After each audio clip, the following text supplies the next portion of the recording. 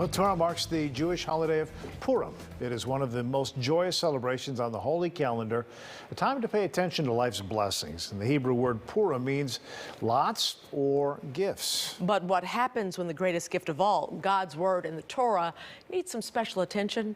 WGN's Mike Lowe shows you the painstaking practice of fixing the sacred scrolls by hand. With a sterling reputation for accuracy. Wow, if you hear great news, it's a wonder. These letters have wonder in them. You could say Rabbi Moshe Druin. It's a very tedious job to look through every single one of these letters. Is a man of his word. Who I learned from was from my teacher. And who taught my teacher? Well, it had to have been his teacher. And who taught his teacher? Keep on going. But he's a practitioner of one of the world's oldest professions, and the words aren't really his. So who was the first teacher? So it was good old Moses. And who taught Moses? Well, it was God himself. If you think of it, I'm in God's profession. A little respect here. He is a Sefer, the Hebrew word for scribe. My job is to ensure that every letter is there. There are no broken letters, no missing letters, no fading letters. And it takes a lot of energy.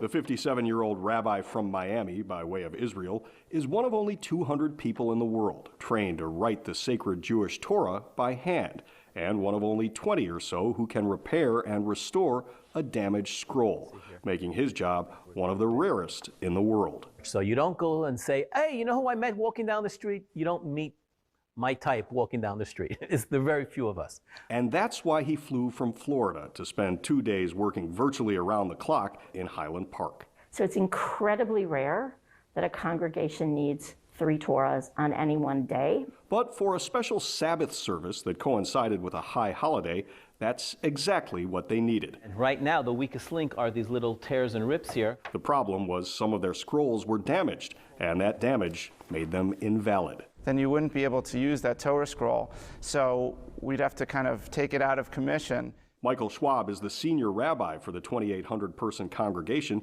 and he called the Sefer for some rabbinical restoration. When I'm brought in, my job is to scan the entire scroll and to ensure that all the letters are there. The Torah holds 304,805 letters in 245 columns on 62 pieces of parchment, sewn together and wrapped around 2 large wooden rollers. But in the Jewish faith, it's more than just a book.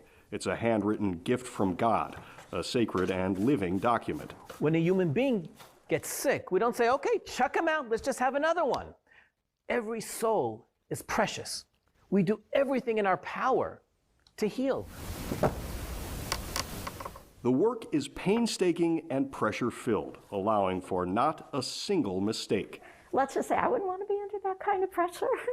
It strains the eyes and frays the nerves. Says, I'm terribly nervous. There is no room for a mistake.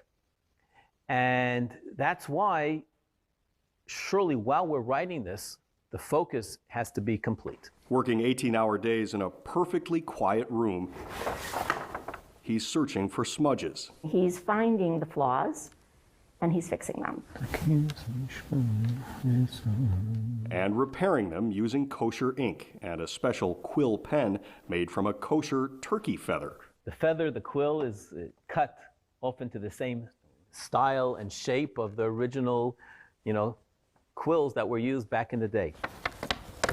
If there are rips and tears or cracks and creases, those have to be repaired too, using special silver scissors and strands of a sinew from the leg of a kosher animal as the thread. To stitch together, make sure that the panels, because the Torah isn't one long, gigantic piece of parchment, it's a bunch of sheets that are then stitched together to make the scroll. So I am just blown away. While the Sefer is working, it looks like a mess of manuscripts. I saw all the Torahs sort of I was like, oh, what have we gotten ourselves into here? But when put together, the Torah, the 5 books of Moses from Genesis to Deuteronomy, are an enduring source of inspiration and faith. Jew and non-Jew, when you read different parts of the Torah, justice, justice you shall seek. These are words that transcend time and place and applies to every single human being. He repaired the scrolls in time for the service, a man of his word and of God's. This is not mine. This is not my invention. This is not my idea. This is not my beauty, but rather I am meant to be a really good copier of something that was there before me, who had it really right. In Highland Park, Mike Lowe, WGN News. Wow.